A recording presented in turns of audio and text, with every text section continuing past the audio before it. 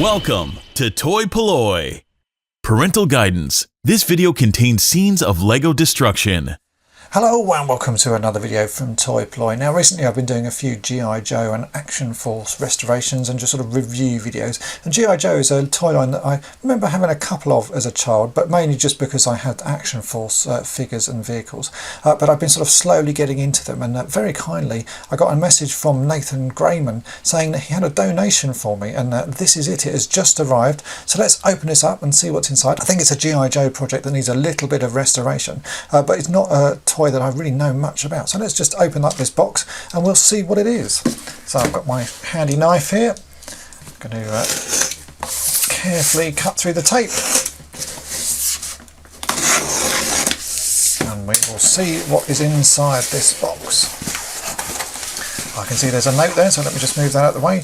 Oh, but straight away you can see it is a G.I. Joe Whirlwind, the twin battle gun. That's certainly something I've never seen before here in the UK. So we'll open this up and take a closer look. So here we see this is the twin battle gun Whirlwind, and Nathan has put a note in the box saying that this is something he'd picked up that has a few little bits of damage but is otherwise complete, and he thinks that it's something that I should be able to restore. As you can see, the box here has a nice bit of graphics on the front. There's a little bit of writing up there that looks like a bit of pencil or something, so maybe we can remove that. And if we turn it over, he did say that the little collection points had been cut out, but that's often the case with these old toys. I certainly did that myself, especially with Transformers and Action Man, cutting the stars and stuff off the backs to send off for some sort of key extra piece of equipment.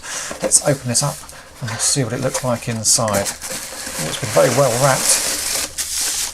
Let's check there's nothing in there. We'll just move that box to the back and we can take a look at the vehicle.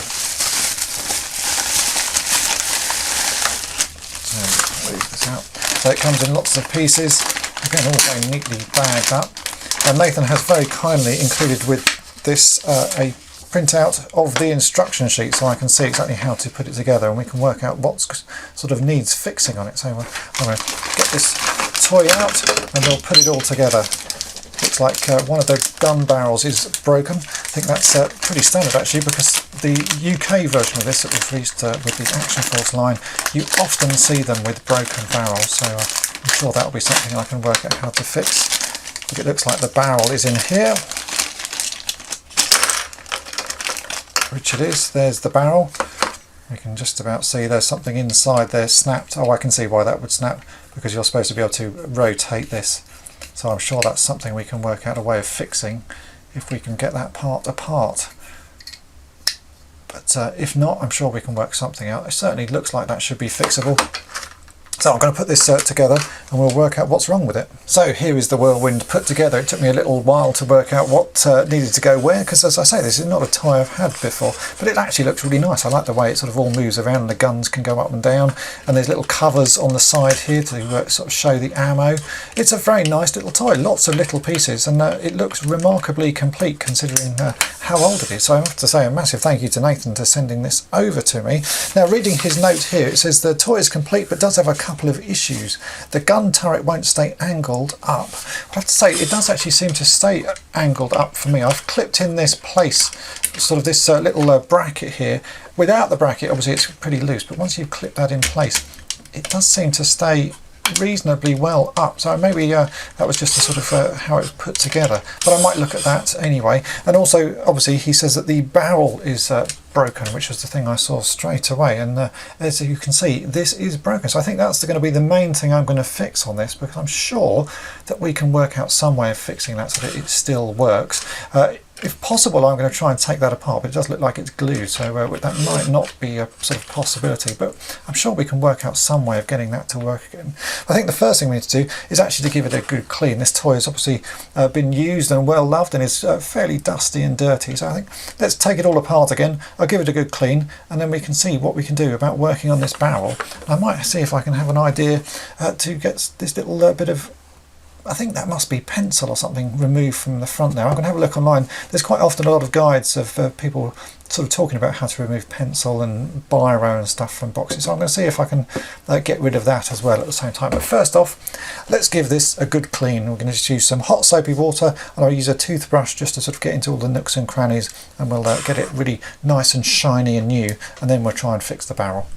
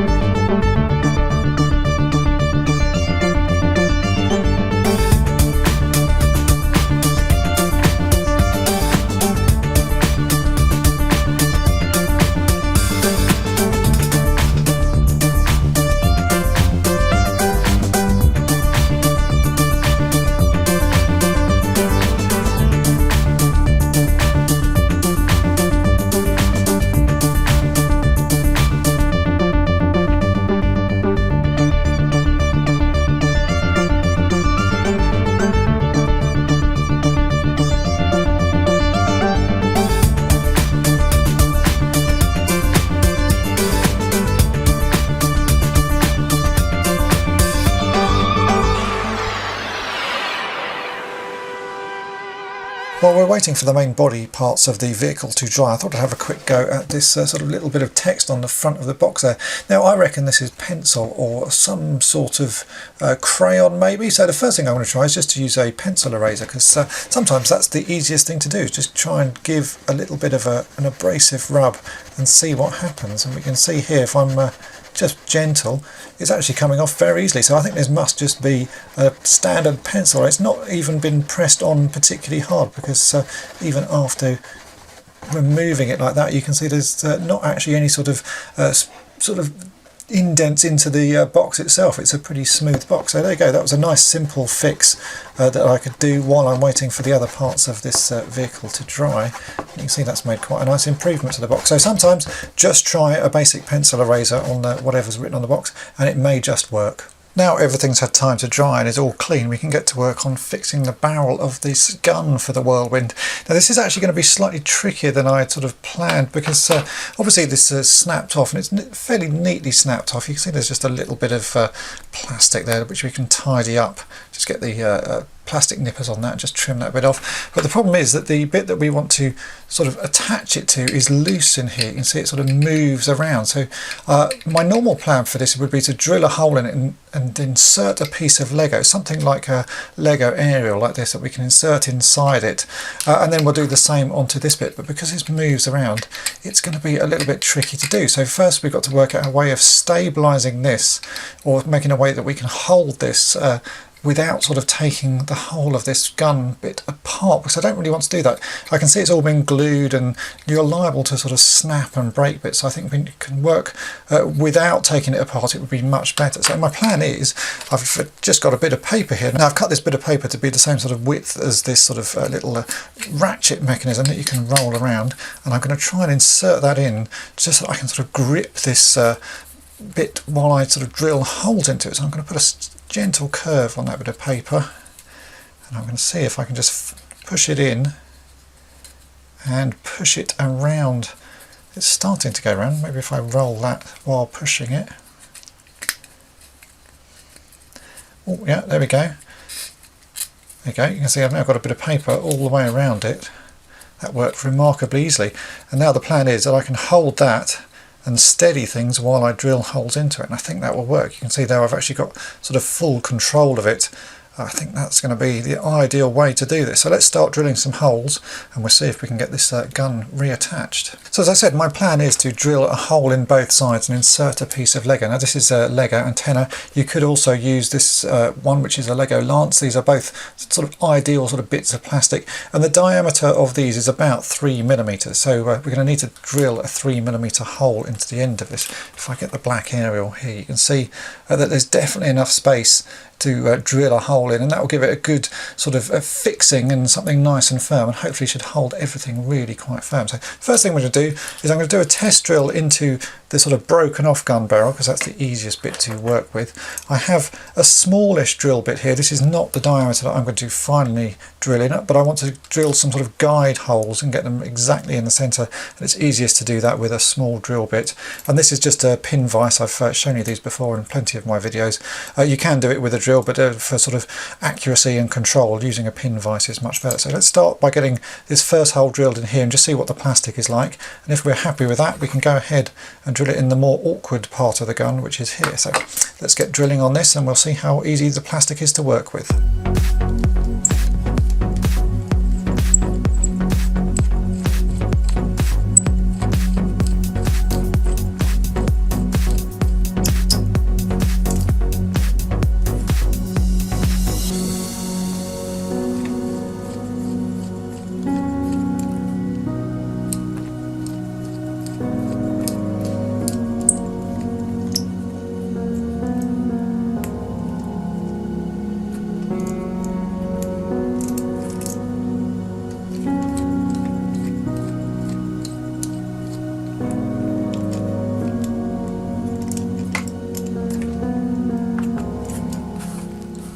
So actually you can see that's drilled in quite sort of easily, and it does appear that this is actually hollow, because I've only drilled in a little way, and you can see that I can now push my drill bit in quite a long way inside. So I think there's only a solid bit of plastic for about 1 centimetre worth at that end, but that's great because that gives us an idea of what sort of area we got to do with the bigger drill bit.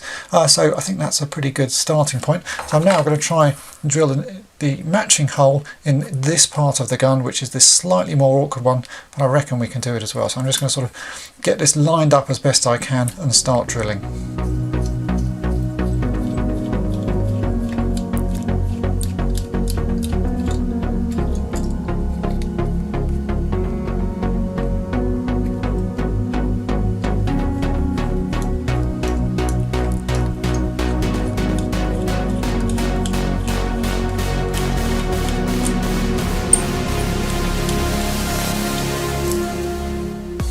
So I've managed to drill that sort of guide hole there. I'm not actually convinced I managed to go in particularly straight. It is a bit of an awkward sort of place to drill into, but I'm reckoning when I go in with the 3mm drill bit, I should be able to sort of tidy that up and make it a little bit straighter. But again, before we do that one, let's work on this sort of broken barrel, because that's the easier one to work with. So this is now a 3mm drill bit, and this is the same diameter as the Lego aerial that we're going to insert into it.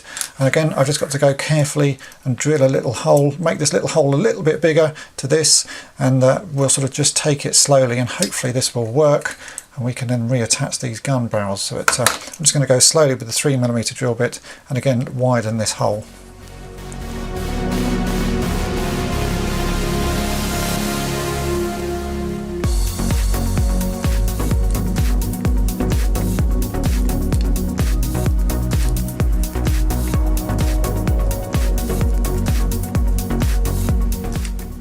There's the first hole drilled, and you can see that bit of aerial fits in pretty nicely. It's a nice tight fit, and with a bit of glue on that should hold in place very well. And you can see I've managed to get that reasonably straight. What you want is it to be as straight as possible, so when you twist the gun it does rotate properly and doesn't have a sort of wobble to it. So now I've got to try and do the same on the barrel part that's inside here. And as I say, I think I got this a little bit wonky, the guide sort of hole, but that's all right. That's why you do a guide hole, because it gives you that sort of second chance to tidy things up. So we're going to go in again with the 3mm one, but I'm going to go quite slowly this time and make sure that it's as level and as lined up as I possibly can make it.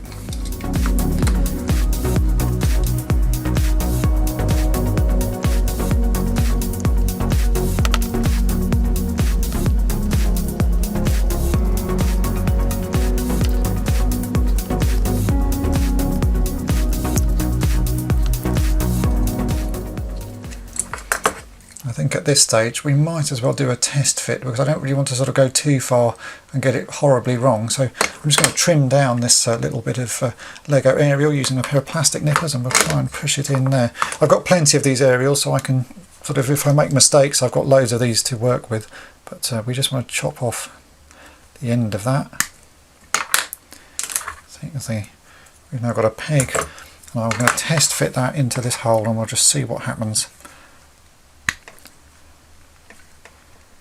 It feels pretty firm, but it also feels a little bit wonky. You can see, look at that, I've got a bit of a wonk on, so let's try and sort that out.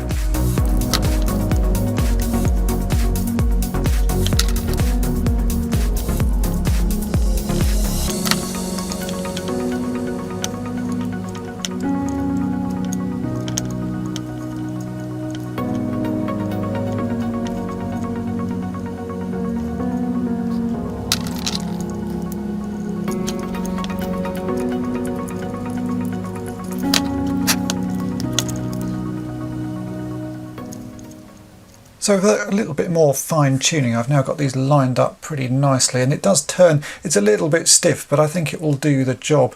It's never going to be a perfect fix, but really what I want to do is make it so that it's sort of strong enough that you wouldn't actually notice it's broken, and then you can turn it, but you just have to be a little bit gentle with it.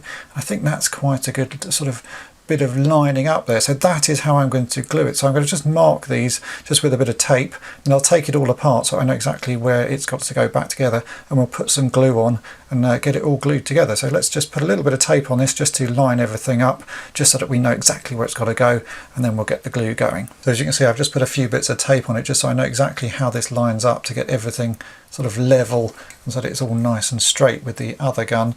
And that means that when I remove this to put some glue on, I know exactly which way round it's got to be fitted. So you can see that that does rotate a little bit. Again, I've just got to keep my finger on that so not to lose too much. Now that has actually gone in really quite hard into that sort of hole, so I'm not going to bother gluing that one, but I will put super glue on this one.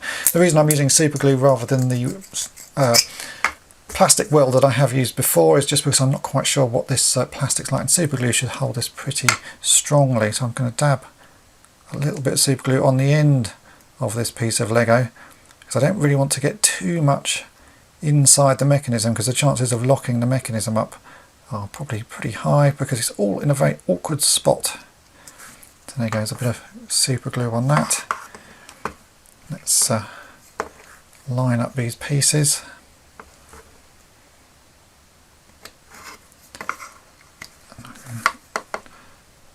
Push that in, we'll get it lined up.